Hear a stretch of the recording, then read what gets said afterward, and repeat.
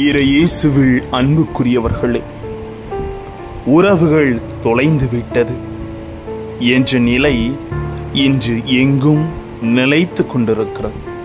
இப்படித்தான் வாழ வேண்டும் என்று கடவுளால் நம்மை கட்டுப்படுத்த முடியும். ஆனால் கடவுள் அத்தகைய வாழ்க்கையை நமக்கு தரவில்லை. அவர் நம்முடைய சுதந்திரத்தை சரியான முறையில் புரிந்து கொண்டு நாம் வாழ வேண்டும் என்று ஆவல் கொள்கிறார். ஆனால் இன்று உறவுகள் தொலைந்து கொண்டிருக்கிறது, தொலைந்து விட்டது. காரணம், புரிதலின் அர்த்தத்தை ஒருவர் இன்னொருவரிடத்திலே புரிந்து கொள்ளாத ஒரே காரணத்தினால். ஆகவே வார்த்தை என்று அழைப்பு விடுக்கிறது, உறவை புதுப்பித்து கொள்ள, தொலைந்த உறவை புரிந்து கொள்ள. வார்த்தையோடு கடந்து சிந்திக்கலாம் வாங்க. Praise the Lord. இயேசுவுக்கே புகழ், இயேசுவுக்கே நன்றி. இறைவனின் அருட்கரமும் அருளாசீரும் உங்களோடும் உங்கள் குடும்பத்தோடும் நிறைவாக தங்கிட உங்களை நான் வாழ்த்துகிறேன். அன்பில் இனியவர்களே, உங்களை என்னால் புரிஞ்சிக்கவே முடியல என்று அடுத்தவர் நம்மை பார்த்து சொல்ல நாம் கேள்விப்பட்டிருக்கலாம், அல்லது அடுத்தவரை பார்த்து நாமே சொல்லியும் இருக்கலாம். மனிதர்களை புரிதல் என்பது நம் வாழ்வில் முழுமையாக இருந்துவிட்டால் உறவுகளில் ஏற்படும் பல விபத்துகளை நாம் தவிர்த்து விடலாம். ஆனால் இன்னைக்கு புரிதல் இருக்கிறதா? மற்றவங்க என்ன புரிஞ்சிக்கவே மாட்டுகிறாங்களே என்ற ஆதங்கம் நம்முடைய பலருக்கு உண்டு. ஆகவே அவர்களின் விமர்சனங்கள் புரியாத புதிராகவே நமக்கு அமைந்து விடுகிறது. இயேசுவுக்கும் அதே ஆதங்கம் இருந்ததை நற்செய்தி இன்று தெளிவுபடுத்துகிறது.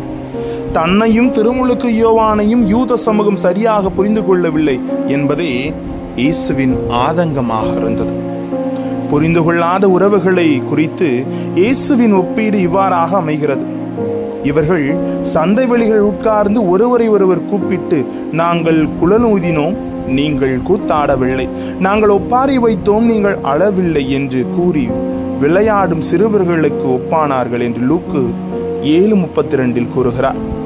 இழுத்த இழுப்புக்கெல்லாம் தலையை ஆட்டும் உறவுகளையே நாம் எதிர்பார்க்கிறோமே தவிர அவர்களை புரிந்து கொண்டு அவர்களிடம் நல்ல உறவை வளர்த்து கொள்ளும் மனப்பக்குவத்தை வளர்த்து கொள்ளதில்லை.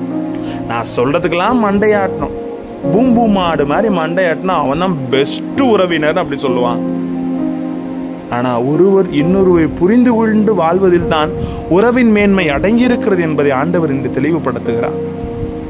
இந்த மனப்பக்குவம் இல்லாத காரணத்தினால்தான் மனிதர்களிடம் முகமுகமாய் வளர்க்கப்பட வேண்டிய உறவுகள் சொன்ன சொல்லுக்கு கட்டுப்படும் நவீன கருவிகளாக கணினியின் முன்பும், கலை தேர்ந்த கைபேசிகள் முன்பும், வலைத்தளங்கள் முன்பும் வளர்க்கப்படுகின்றன உறவுகள்.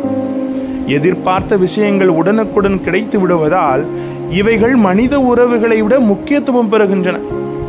எப்படின்னா, ஸ்விக்கியில் போட்டு உடனே எனக்கு உணவு கிடைச்சிருது, நான் கேட்டதை உடனே கூகுள் எனக்கு செஞ்சு கொடுத்தது, நான் கேட்ட உடனே இந்த இடத்துக்கு போயிடுறேன் அப்படின்னு சொல்லிட்டு இந்த வலைத்தளங்கள் கொடுக்கின்ற அந்த சிறிது நேரம் மகிழ்ச்சிக்கு எல்லா உறவுகளையும் இன்று சிதைத்து விட்டு அதுதான் உலகம் என்று அதில் மூழ்கி கொண்டிருக்கிறோம்.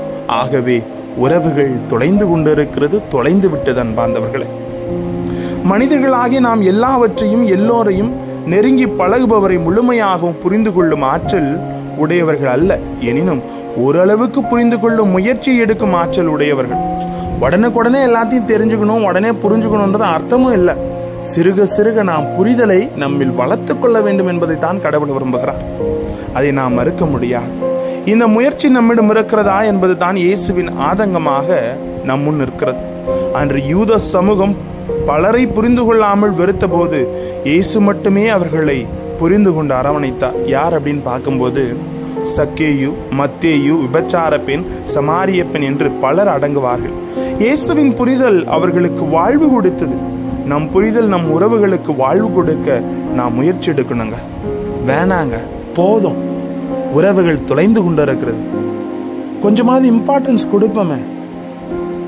அதாவது உயிரற்ற பொருள்களுக்கு முக்கியத்துவம் கொடுக்கிறேன்னா உயிருள்ள உறவுகளுக்கு முக்கியத்துவம் கொடுத்து உறவுக்கு உயிர் கொடுப்போமா? சிதைந்து கொண்டிருக்கிற உறவுகளை கட்டி எழுப்புவோமா? ஆண்டவர் அழைக்கிறார் தொலைந்ததை மீட்டெடுக்க.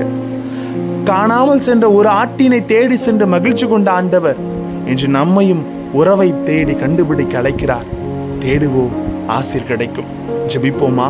அன்பு இறைவா, உறவுக்கு உயிர் கொடுக்க, தொலைந்த உறவுகளை நாங்கள் கண்டெடுக்க உமது அருளும் ஆசிரும் எங்களோடு தங்கட்டும். எங்களை வழிநடத்தும் ஆண்டவரே. Praise the Lord.